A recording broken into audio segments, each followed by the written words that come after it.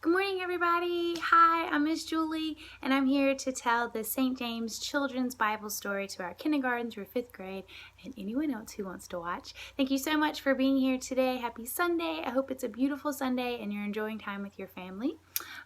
Just me hanging out today with Mickey, and we're starting a new story subject this month for the month of June. Can you believe it's June already? And we're talking about faith, and when you have faith, that means that you believe in something even though you can't see it. So you have faith that something is going to happen even though you don't know how or you can't quite see it yet, but you believe it. And so that's what we're talking about today. So starting off, book of the Bible, Hebrews chapter 11, verses 1 and 2 talks a whole bunch. Chapter 11 lists all these people in the Bible who had faith in God. And here's the first two verses. Now faith is being sure of what we hope for and certain of what we do not see. This is what the ancients were commended for. And so that basically means even though you can't see it, you can be sure that it's what God wants for you, it's what you're hoping for, and how people who believe things now, having not seen it, like that's pretty awesome. But you can think of some things you believe in that maybe no one has seen before. So faith is believing in things that you can't see by starting with what you can see. And that seems a little confusing. So let's talk about some of the famous people in Hebrews, right? So let's start with, ever heard of a guy named Noah? Okay, Noah, God told Noah, hey Noah, we need you to go build this ark because it's going to rain and I need you to get all the animals together. And it was like, dude, it's like beautiful and sunny outside, and God is like, build an ark. And Noah's like, okay. And he built an ark. And good thing too, because hello, what happened? God sent the waters and poof, like thank goodness Noah built the ark. He had faith. He didn't know what was going to happen, but he believed God, right? Another one was Abraham. Abraham was very old. I'm so old. Look at how old I am. I'm an old man. Abraham and his wife Sarah were really old and they couldn't have any kids, right? Because he's so old. But God told him, you're going to go to this land and you're going to have a whole bunch of kids and your great-great-great-great-great-great-great-great-grandkid is going to be Jesus. And Abraham was like, I'm very old. But he wasn't too old to have a child.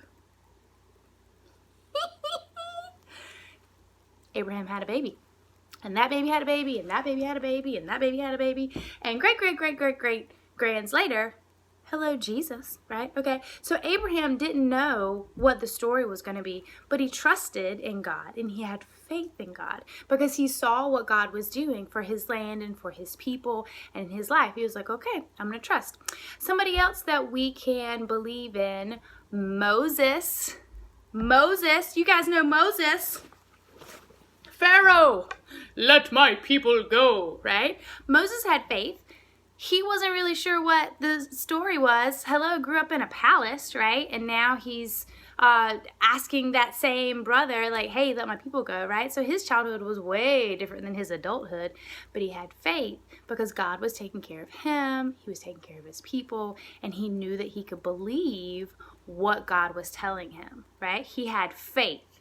Y'all, if I'm out walking and I see a burning bush and it starts talking to me, first of all, I'm going to run. And I try not to ever run unless a dog is chasing me or the hot light is on at Krispy Kreme.